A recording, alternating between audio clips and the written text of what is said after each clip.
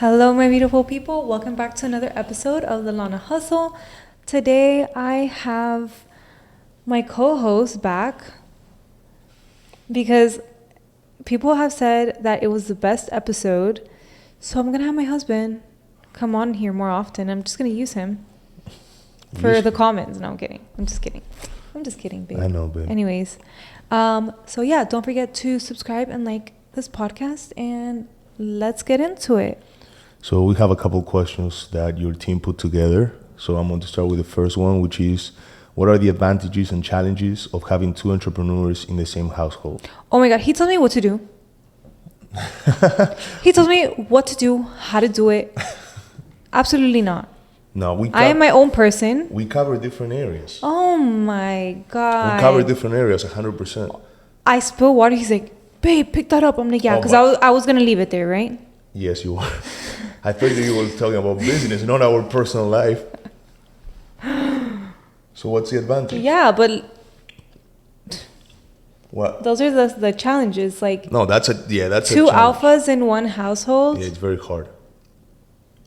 It's very hard. I just have to walk away sometimes. Me too. And sometimes I would get frustrated because I would try to tell her what to do and she will not do it. And I'm like, fuck. No. I hate that. The more you tell me to do something, the less I'm going to do it. But it has a lot of advantages too, I think. Why? Go ahead. Because I think that it covers pretty well areas where we have weaknesses. Like, again, like when you are in anything in life, no matter how dedicated you are to one craft, you have blind spots. Like, is the truth. Mm-hmm. So it's good to have somebody in the same household that will address those blind spots, thank you, and help you cover them or improve them. You know, like, you are a very good marketer, brand builder, community building, and I suck at all that. I literally don't like that, even though it's crucial for business. Well, for this business, not I think that for any business, at least, unless you are a trader or real estate, well, even real estate, or you just sell on Amazon. Like. Yeah, well, but you have to be able to build community in 99.9% of businesses. You have to be able to build a brand, and I suck at all of that. But on the opposite side, recently, I'm very good at everything that has to do with operations and structuring and legal stuff, accounting, numbers. Yeah, yesterday I was like, babe, like, I'm doing my nails. I was doing my nails at my house. I'm like, babe, I really like can't focus. I'm trying to like write the tasks for like my team, and I'm all over the place. It's not making sense in my head, but it is at the same time, and like, I need your organization skills next to me. Yeah. Sometimes it's good for people to understand that when it comes to organizational stuff, on operation stuff, sometimes you need to go very basic. You know, people tend to want to go like the route of overcomplicating themselves. That's me, 100%. And I think that if you go the route of basics, like, for example, can I talk about what we were, not in detail, but what we were going through? So Alana is going through growth, you know, and she's looking to expand her team and different things like that. But at the same time, she was having a hard time dividing the tasks of the team, which is very normal. Like, that's every time you are looking to grow your team, you are thinking of hiring for one reason specifically, but then because you're just focused on that reason so much, you hired, and then you're like, fuck, I'm an overthinker. Like, I'm an overpacker. I'm an overdoer. Like, I'm just like an over person. Like, I just... Yeah, exactly. And that's something like, I need my fridge packed at all times. He's like, why are you buying all this food? Why? Like, I'm just that person. So, like, you hire somebody, and then you're like, fuck, I just hired somebody to do this one task that it's just one task. And then I was like, okay, but you clearly needed that person. So let's break it down, all the tasks of your whole team. So what I told her to do is make your team write down the things that they do for two reasons. Number one, because it's good for you as the leader to know that they know what they need to do. And number two, it helps you see the strengths and weaknesses on your team, because you can have somebody that is doing all, I don't know, marketing related stuff, and they are very good at editing and creating brand content and all these different things, but they are also doing workflows, automations, and maybe that's a very simple task within all the other things that they're doing that bring more value to the business. So maybe you can take that task out and give it to somebody else. And kind of that was the game that we were playing yesterday. So it's good that sometimes to make decisions that are going to take you 10 steps forward, you take one back. Business is like a puzzle. You just have to see which piece of the puzzle fits to make the outcome even better and just more simplified and more of a flow. Yeah, and it's hard. Like, again, now we're talking and it sounds very easy, but it's hard because you're also dealing with people's emotions, and especially in your industry that it's pretty much all women. Emotions on women are 10 times bigger than in men, so that brings another thing of complexity into the business that you have to be aware of. But if you take it slow and you do those steps that for most people they might sound like stupid, like why am I going to make my team write down, like even her face when I told her like make your team write this down, she was like, she didn't say it but I could read her face, like it was like, why am I going to make my team write it? And then I explained it to her why, and it was like, okay, let's do it. And I think now you have a better understanding of where your team stands, and now you can share tasks in a better way to your growing team. So I think that's an advantage. But again, the challenges of having two entrepreneurs is what you just said, we our head bumps. How do you say it? Bump heads. Thank you. We bump heads a lot. But then we also get along very well too. Like we can just sit down. Like our Saturday night consisted of like going to dinner and then coming home and watching like a 2-hour-long podcast. I was like, I was falling asleep by the end of the night. But that's like our entertainment. Our entertainment is like learning and growing, and I think it's so important to have a partner by your side and a team by your side that have the same values. They're constantly looking to grow, because if they're not growing, then they're kind of just like stagnant and they don't like that feeling. At least I don't. I know that you don't. I know that nobody in my team likes that. It's like we always look forward to learning, growing, because if you're not doing that, then I don't know. That's why you probably feel like you don't have a purpose. But also normalize that, because... Normalize what? Feeling like you have to normalize... Oh, feeling stagnant. Yeah. Yeah, you have to normalize that, because if not, whether you are an entrepreneur or you work... or you work in a job, if you're always looking for that high, you're going to be switching jobs 20 times. But I'm not saying like a high, I'm just saying like... You feel like you have a purpose.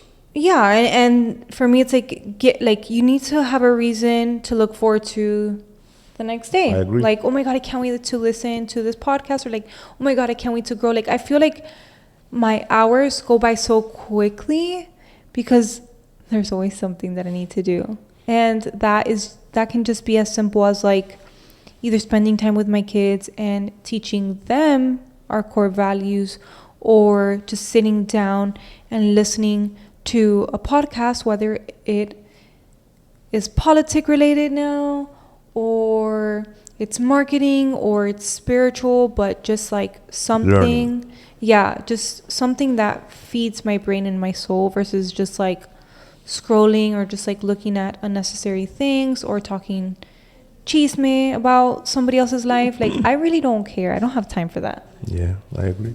You love that. No, I don't like that. You call my mom and you're like, Anna, Do you know what your daughter just did? No, what? I never did that. No, don't lie. Don't lie in the camera. Oh, your crazy daughter, this is what she did. Don't lie on camera. I'm not lying on camera. You and my mom love to talk shit. Sometimes, not all the time. Let's move on to the next question. Many entrepreneurs encounter self-doubt and uncertainty. How do you both support each other during moments of business-related stress or challenges? Well, he tells me to slow down. Alana, you're doing great. Like, you're where you're at. Most people haven't even gotten there or won't ever get there. So like, it's okay to slow down, and it's okay to take a step back to reconsider what you're doing and just analyze. And it's okay, like, just because you're doing that doesn't mean that you're doing something wrong. I agree. Like, I think that both self-doubt and uncertainty are very normal. Yeah, I always say, and they're normal on no matter, like, I know that this is targeted to entrepreneurs, but it's normal even for people that have jobs. Yeah, I wake up every single day and I have to fight my uncertainty. I have to fight my self-doubt because imposter syndrome is real. And guess what? If you just normalize those feelings and you get through them, little by little, you're going to build a habit to eventually learn how just to take action, even when you're feeling uncertainty. Yeah. And you're having self-doubt. It's normal. Yeah, and also I recently I went back to this habit, okay, because I felt that I pushed away from this strength of mine that I had when I was playing sports, just because playing sports is very physically. So when you have self-doubt or uncertainty, the only way for you to destroy that, because it's a physical, I was doing a very physical sport, the only way for you to get rid of that was to actually run through the punches, right? So it was literally like, I don't know, if I was about to play against a team that I knew that my man that I had to defend was bigger or stronger or had a better reputation than me, that would create uncertainty and self-doubt getting into the game. But once I was in the game, the only way for me to actually have a good game and destroy those two feelings was to get the ball and run the fuck over him, right? And I think that applies also into business. Like, when you have these moments of uncertainty and self-doubt in business, the only way that you can control them with all these different things of meditation or breathing or, like what you just said, being gentle with yourself.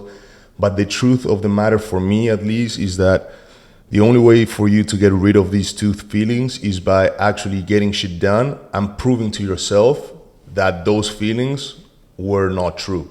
Because if you want to start a business and you have feelings of like, oh my God, I'm going to fail, I promise you, those feelings are going to be there until you prove yourself that you are not going to fail. Mm-hmm.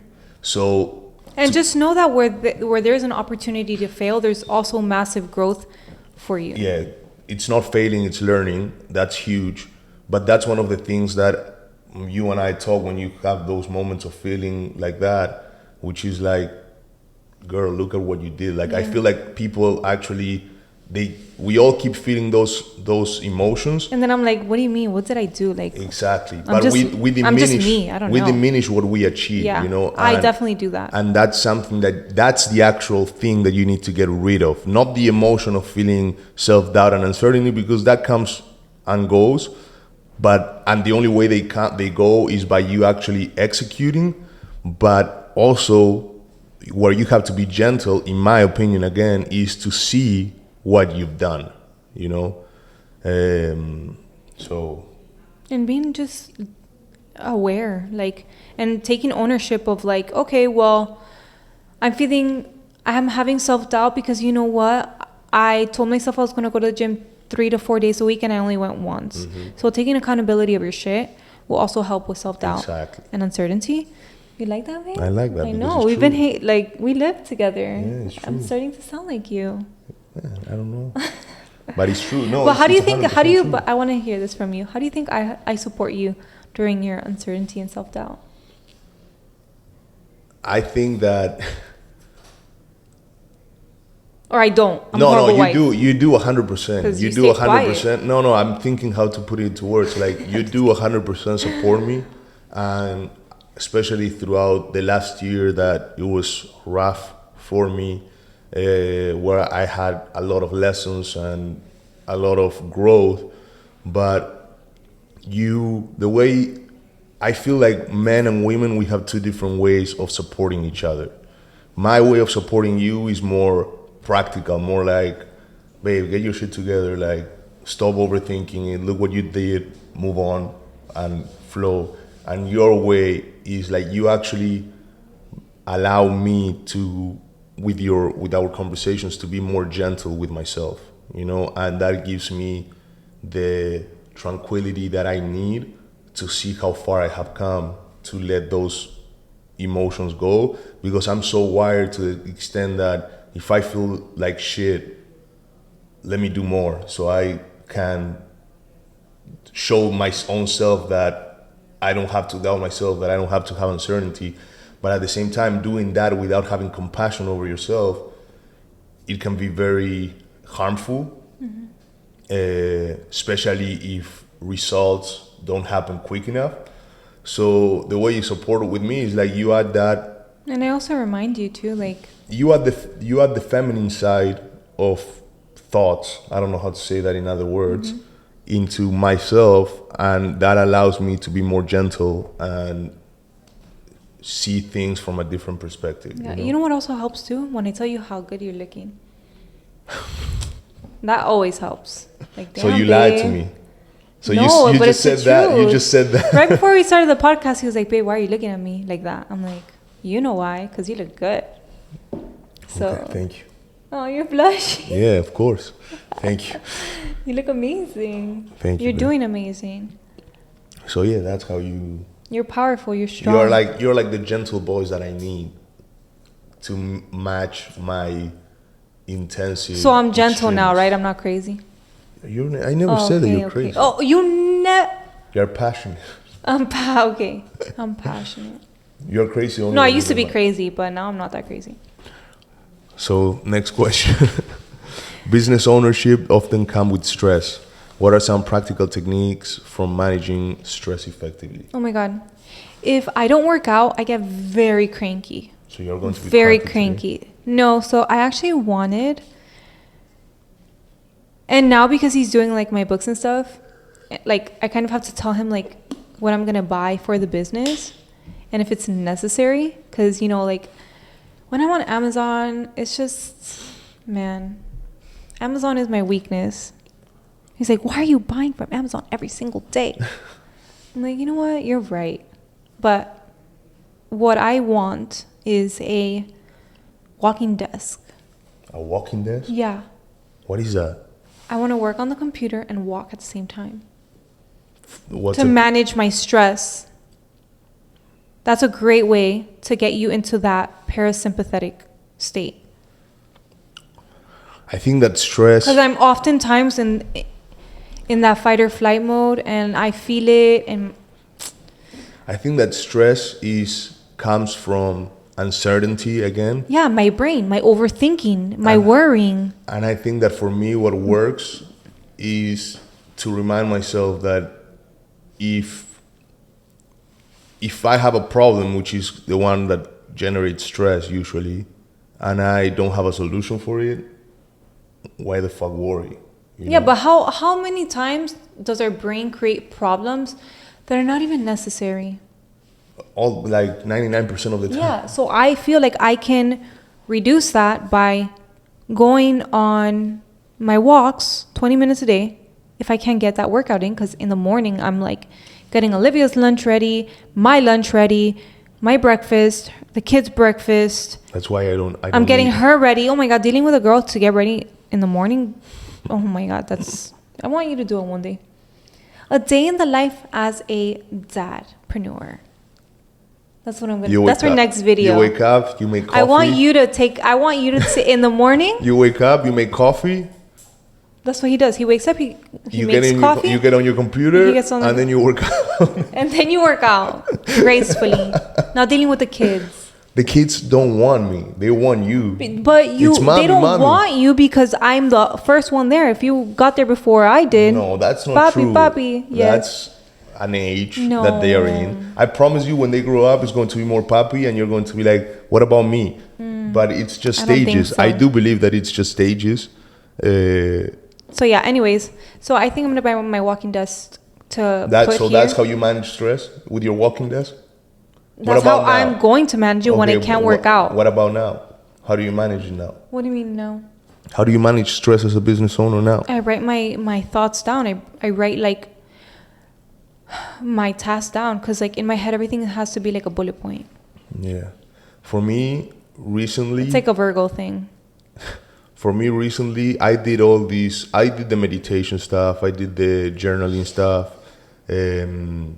I did the waking up and going straight to work. I did waking up and working out and then meditating. And I had these whole morning routines.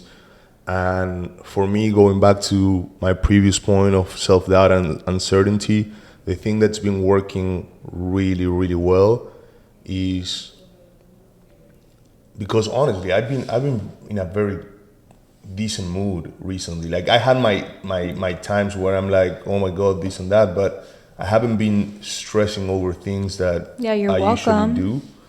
I know, thank you. But you didn't get the joke. It was supposed to be like a funny perverted joke. Oh, okay.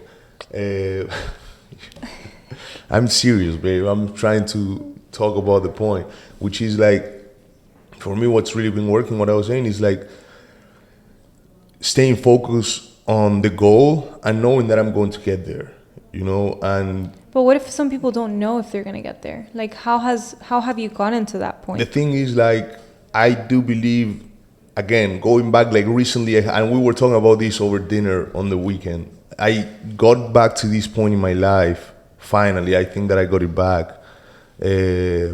which, when I used to play rugby, I was a very chubby kid, and when I told everybody I was 17, I was not even like on the radar of the national team or anybody. And I was having lunch with my friends, and I told everybody, next year I will be playing the under-20s World Cup. And everybody laughed at me. Everybody laughed at me. Which I'm glad that they did, actually. I'm glad that they did. And I took that, and that was a fire under my ass that I literally, from that day, I started working out and training 3 times a day, eating clean and everything. And guess what? The next year I was playing the World Cup. And after that, I went to Europe and I played. I was not the best player in the world, but I had a pretty good career, and I got to experience things that 99% of people that play rugby, they don't get to experience. And the only way I did that was by working. Yeah. And there was no time for feeling sad. There was no time for my body hurts. There was no time for any of this shit. It was time for me to go do the work and get there. And I think that after listening and doing all these spiritual stuff, which is great, I'm not shitting on those things. I think that you need to have both. But I think that sometimes, or not sometimes, most of the time, people start hearing about the spiritual stuff and they buy into it too much. And that's what happened to me. I bought into spirituality too much, and I started forgetting about that fire under my ass that I felt that pushed me through walls to get where I wanted to be. So now I feel that I got back, and no matter what my day brings or what my situation is today, I know that I'm going to get where I want to get, and the only way I'm going to get there is by working hard. So there's no time for me being stressed. There's no time for me being self-doubt. There's no time for me having uncertainty, even though I feel those things. Yeah, people ask me like all the time, like, Lana, like, how do you keep going? Or like, how did you know when it was the right time to start? I didn't know it was the right time to start. I just knew that I needed to make money, pay my bills, so I did whatever I could to do that, no matter how many people were doubting me. And there were so many people doubting me, laughing at me, saying like, I was a loser. What are you going to do with your life? Comparing me, like, look at this person doing that. Like, what are you doing? I'm like, don't worry. Like, don't worry about me. I'm going to figure it out. And deep, deep down inside, I knew that I had a burning desire to make something out of myself for me, right? Not for anybody else, not to prove to anybody else, but for me. Why? Because I knew that I wasn't going to wait for the right time. I knew that I wasn't going to wait for my parents to finally get on my side and support me. No, I was just going to do it. Mm-hmm. And I think that people, they wait to feel ready. They wait to have the right support system. They wait for everybody to be on the same page that they're at. And that's never going to happen. Because that's how we are being wired. And that I think that's, a long-term problem, because we live in a country that we have everything, like literally we have everything. We can't complain. Even on the poorest neighborhoods in this country, they're still better than the poorest neighborhoods in my country, where I'm from, and pretty much all South America. So literally, we can sit down and make a million excuses for ourselves. I can tell you and why. And fall into that victim mode. Oh, I can tell you why I don't want to go to work today. I can tell you why I don't want to do nothing today. Like, yeah, me too. I'm tired. It's like, but at the same time, it's like, hold on. It's me versus me. It's these thoughts of me not wanting to do shit versus the me that I want to be and I want to become. And I've been going back to that feeling of when I was 17, that I told everybody I'm going to play the World Cup, mm-hmm. and that I did it. And there's no way that I'm going to fail in anything else, because I did what everybody else thought it was impossible. I did it. So why am I not going to do the next thing that I want to do, and the next thing that I want to do, and the next thing that I want to do? So there's no time for me to have stress. Because at the end of the day, if you don't do the things that you said that you're going to do, you're going to ruin your reputation with yourself. And the reputation that you have with yourself is the most important, because the reputation with yourself is what's going to keep you moving on the day to day, even when you don't feel like it. True. But also there's a good thing about that reputation with yourself is the only reputation that you can fix quickly. Yeah. And that reputation will build confidence within yourself. Yeah. So how do you get confident? Doing the things that you said that you were going to do. Period. And it's not going to be easy. Again, I understand that people may be hearing this and they will be like, oh, well, what about if I have bills to pay or this and that? Yeah, everybody has bills to pay. Believe me, like, it's the same for everybody. So I was once a single mother paying 2 rents, paying employees. Like, I had bills to pay, but I wasn't dwelling on the bills that I had to pay, because I knew that in this part of my journey, it was just something that I needed to go through to grow. So instead of being scared and dwelling and looking at everything like, oh, poor me. No. Good. Like, I'm in this position. I have to get to work. I have to move. I have to survive. I have to not only put food on my plate and my family's plate, but I have to put food on other people's plate, because they're depending on me. So I just kept moving. Yeah, that's all that you can do. Keep moving. And if you do something long enough, you're going to be good at it. So that's the conclusion point that I say. And then the last question, babe, is time management is crucial for entrepreneurs. What are your top time management tips for balancing business and personal life? My calendar. I was going to say Google Calendar, but I'm transitioning to a Zoho calendar. Nobody knows what Zoho is, but yeah. But that's okay. Whatever. A calendar. Whether that's Google Calendar, whether that's Apple Calendar, just literally get it down on your calendar, because my biggest thing is like, if it's not in my calendar, it doesn't exist. And that is how you stay organized. So for me, like, my word is so important, not only to me, but to other people. So if I say, hey, yes, I will be there at X time on this date, I will be there unless I cancel 48 hours prior. I mean, I don't have, like, for me. Like, this morning he sent me a Google invite, or an Apple whatever invite. It was Apple invite, yeah. For something that we have to do together. Because for my personal, I use Apple, and then for my business, I use Microsoft actually myself. But again, here's the thing with balancing business and personal life is like what she said is right. Put it on your calendar. That will help you stay organized. So what you need to do on your day to day. You can also use tools like reminders on iPhone. Oh, by the way, I would just want to say something. Also, like, choose your balance, right? Well, that's for me. For me, my balance is like, if I'm not with my family, then I'm working, and vice versa. No, and like my weekends now, because I put in the work on the weekends for like 3.5, 4+ years, my weekends are just dedicated to my family. But even then, we're still listening to podcasts about business. We're still masterminding together. We're literally thinking about work if we're not like at the museum with our kids or something, or like out eating.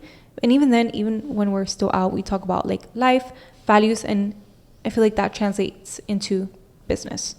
Yeah, like that's what we're going to say actually, is like we talk about this word balance, and balance is whatever you want to make it. Like you said it perfectly. It's like I don't have a balance. Like every day for me, it feels like a weekend. Aside from what she said, like we made it a priority that on the weekends we stay with our kids, we spend time together, because during the week we are in and out, and we just get the afternoon to spend time with our kids. But balance it's about priorities. I said this a long time ago within a group of friends, and it was like, for me, I love what I do, but I also love my family. So the way I would put balance is like, let's say I have an event at one of our kids' school, and it's on the morning. That now it's a priority. No matter how much I love working and how much I love what I do, I have to go to my daughter or son's event. That's the priority. After that, I go back to work. And I think that's the balance. Like all this shit that, people are like, oh, after 5 p.m. I don't answer the phone, it's for family and all this stuff. It's kind of like, how are you not going to answer the phone after 5 when, if it's for business, that business call that you have to have at 5, it's helping you support what you love the most, So it's kind of like that balance where pick and choose your battles, pick and choose what you like and what you don't like, and balance it out like that, Like, I think that's the best way. I don't believe in any other type of balance, Like people say like, oh, you need to find time for you, okay? And it's like, okay, but what about if I love working? What about if I love... I think finding time for you is like working out, like doing things that nourish your body. I get it. Definitely, because like that's a non-negotiable in our lives. We need to work out. Yeah. So that's us time. True. I would say so. So yeah, that's all the questions. I love this episode. Man. I feel on fire now. I felt like I drank 5 coffees. You're welcome. No, you're welcome. No, I feel the same. Oh. So you're welcome. No, you're welcome. I feel the same. I feel like this every day of my life. You are fired up now, so you're welcome. I fire you up. Okay, and I hope that we fire up other people. I think we do. Okay. Anyways, so thank you guys so much for tuning in. I love this episode. Comment down below on what topics you want us to touch on next. Would you like to be my co-host? Yeah, I'll be your co-host. All right. Well, I think that I already know. Actually, comment down below if you guys want to see more episodes of me and him. We'll let you girls decide if he's going to be my co-host. They already did. Just comment down below again, okay? I love you all. Don't forget to subscribe and like this podcast. I love you all. Have an amazing day.